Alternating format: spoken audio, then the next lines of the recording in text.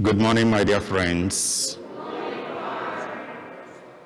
It is wonderful that we are here in the church to begin this new week with the Lord. Second Sunday of Lent, the 40 days that we are expected not to look unto others, to point out their faults, but now to look inward on yourself. Talk less of the other. Now, introspection into yourself. Turn the searchlight on yourself to see the areas of our lives that we need to tweak. The areas of our lives that needs improvement. The areas of our lives we need to slow down. This is what these 40 days is meant for. Second Sunday. You know that last Sunday, it was the temptation of Jesus. We reflected on the temptation of Jesus last Sunday. Now, this Sunday, we see the faith of Abraham. The faith that looked stupid. And then the reading started by saying that God wanted to test Abraham. And Abraham didn't know that God was testing him. He believed what he was told. Take your only son. Go to the place I will show you. When you get there, I will tell you what to do. He went. Getting there, he was told what to do. And then he lifted the boy to do what he was told. And the Lord said, this man has an awesome faith in me. And then the Lord said, enough. Don't do no harm to that young boy. Faith that if you look at it ordinarily, you will feel like this man is stupid. You have only one, the only child, and you are already way old in age. And then you are told to use that only one and sacrifice. Make a sacrifice. Some of us will say, well, God, I heard what you said, but this one is difficult for me. This one, I will do, name any other thing I will do that, but this one, let us dialogue about it. You know it's not easy. But there was no dialogue. He just believed. To do the wish, the command of the Lord. Now, in the gospel this Sunday, it started by saying, Jesus took Peter, James, and John and led them up a high mountain. He led them, which means he called them, and then he led them. It was like they submitted their will to the will of Jesus, and now Jesus led them. Do we allow Jesus to lead us? Do I allow Jesus to have his way in my life? As Abraham allowed God to have his way in his life. He called them, Jesus, and led them up the high mountain. 3 of them. But we will understand this gospel reading better if today we read from the Gospel of Mark chapter 9. But if you go back to chapter 8, from verse 27 down, you will see the encounter that happened between Jesus and his apostles. Jesus knew that his days in the flesh is coming to an end. But one thing kept agitating his mind. Is it possible that these my closest friends, that they have understood my true identity? And then he put a question to the apostles. Who do people say that I am? They answered. They say that you are John the Baptist. They said you are Elijah, or one of the prophets of old has come back to life. Jesus would have been startled. And Jesus turned to them, reflected the question back to them. Now you yourselves, who do you say that I am? They all kept quiet, except one. And Peter spoke up. You are the Messiah. You are the Christ, the Messiah who is to come. And Jesus turned to him and said, Peter, it is not flesh or blood that has revealed this to you, but my heavenly Father who has revealed it to you. And I say to you, you are Peter, and on this rock I will build my church. The powers of the underworld will never prevail against it. And then now Jesus began to teach them what his own messiahship will be. He said to them, I am on my way to Jerusalem. There in Jerusalem, I will be rejected by the elders, by the priests. And they will do innumerable things to me. The last will be that they will put me on the cross. When he said this, the apostles became dispirited, depressed. They were waiting for a Messiah who will come, redeem them from the shackles of oppression of the Roman Empire, and then elevate the status of the house of Israel. And then we thought that this man will offer this expectation to us and for us. And we have wasted these 3 years working with him. Look at what he's telling us. And then they were dispirited, confused. And then Peter took Jesus by the side and began to tell Jesus, you don't say something like this before us. Don't scandalize us. We believed in you. Is there no other better way to say this? And Jesus said to Peter, get behind me, Satan. You think as men do. You see as men do. But I see in eternity. And then after this encounter, it became obvious to Jesus that they have not really understood his own true identity and his true messiahship. Therefore, after this encounter, the gospel of today started. Now, Jesus handpicked the 3 closest to him, Peter, James, and John, and took them up the mountain. He was going to that.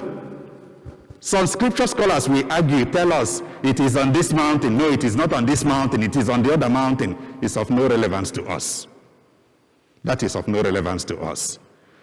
But that mountain experience has 2 or double significance for Jesus and for the apostles. For Jesus, it was a precious moment. Yes, it is time now for me to go to Jerusalem. But am I going to Jerusalem out of my own will? Or do I confer with my Father to be sure that I am not doing my own will, that I am doing the will of he who sent me? Therefore, he was going up to that mountain to dialogue, to commune with his Father. And then he took these 3 individuals. And then up the mountain, on things unnatural began to happen. Elijah appeared. Moses appeared. Moses, the supreme lawgiver, and the whole nation of Israel owed their laws, divine laws, to Moses. And then Elijah, the first and the greatest of all the prophets, appeared. It is through the mouth of Elijah that the voice of God was heard in Israel in a very unique way. They all appeared. It was like, because the Old Testament is made up of the law and the prophet is the Old Testament. Now the law was Moses. The prophet was Elijah. Now completion of the Old Testament. It's like the Old Testament is now coming on to say, this is the New Testament. This is the person who has completed, fulfilled all that was said in the Old Testament. It was like they came and they said to Jesus, you are on the right track. You can keep going. You can go to Jerusalem. And as this encounter was taking place, a voice sounded from heaven. This is my beloved son, James, John, Peter. You listen to him. Case finished. Now Jesus it's time now to go to Jerusalem. The Father has now authenticated he's going to Jerusalem. Now he is now not doing his will. They're doing the will of he who sent him. Now a question for us, or a reflection for us.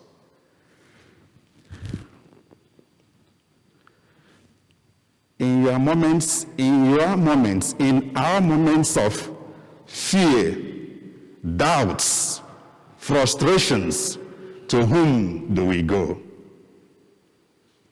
When you are confused, when you are in doubt, when you are frustrated, or in whatever problem you are going through, to whom do you go to? Yes, we go to psychologists. We go to psychoanalysts.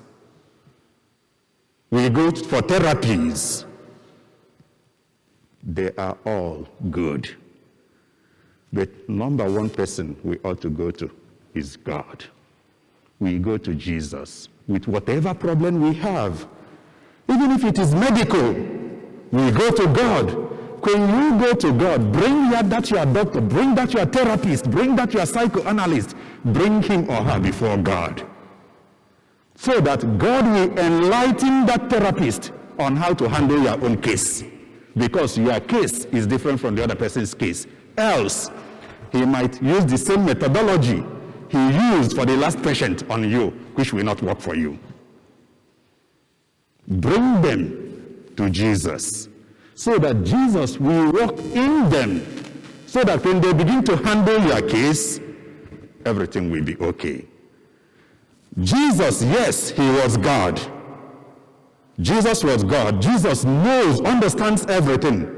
But he said, even though I know everything, but I have come not to do my will. Let me go back to my Father. If my Father says, go, I will go. The same way, Jesus led the apostles to the mountain. Jesus allowed God to lead him. Abraham allowed God to lead him. Then who leads you? Who leads you? Then I said that this mountain experience has two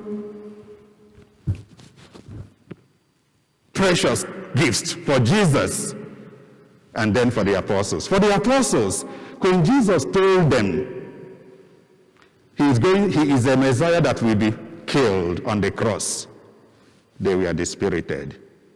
They began having doubts. Now Jesus took these three up the mountain. Now on the mountain, what they have seen on the mountain, cross or no cross, they have now understood and have seen the true identity of Jesus. Because they have seen and heard what happened on the mountain. They saw Moses. They saw Elijah. And then, not only seeing them, a voice also sounded, which means that whatever this man was telling them was authentic. Now they have known, seen, understood the real and the identity of Jesus. They were no more in doubt. And then Jesus turned to them and said to them, whatever you have seen up there, don't repeat until the day I am resurrected. Keep quiet. Because even if you go out to tell people what you saw, they will not believe you. So keep quiet. And then case ended. Therefore, my dear brothers and sisters, this is a Lenten season that is calling on us to begin with 3 things. What are those 3 things that we do during Lent? Am I talking to the Muslims? What are the three things? I know you have masks on. There are three wings on which Lenten season flies. What are those three things? Prayer. Oh my goodness. Prayer, fasting, and almsgiving. Prayer, fasting, and almsgiving. Okay, fasting, which means you are not going to eat as you used to eat before. Is that what it means? You are not going to eat as you used to eat before. The money you will save from not eating as you used to eat before, what are you going to do with those money? Because if you used to take every evening, you take maybe dessert, ice cream, or whatever you use for your dessert, and you say throughout this Lent, no more ice cream. No more ice cream. I will use it for my Lenten season. If you use it for your Lenten season, and then at the end of Lent, you use all the money you saved, and you enjoyed all the money you saved, then you did not make no fasting at all. The way you should do it is, if ice cream is maybe $1, and then you have to calculate that $1, maybe 40 days. Maybe it comes up to maybe $20 or $50 or $100. Now you have to use that $100 for charity. But if you save it, at the end you go back to enjoy it, then what fasting have you done? You put that money aside. After the Lenten season, you use that money for charity. You can give it to St. Jude for children. You can give it wherever you want. In the church, wherever.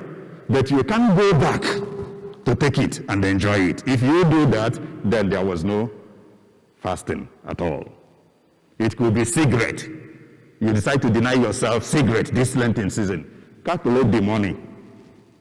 Is this difficult? Is this difficult? You are not talking. It is difficult. It is. But that is what Lenten season is asking of us. I have to do something that will be a little bit difficult for me. I have to deny myself certain pleasure, just for the sake of the kingdom. And then I have to use my Lenten fast, my Lenten observance, to bring smile to a less privileged person around me. That is the essence of the Lenten season. Peace be with you.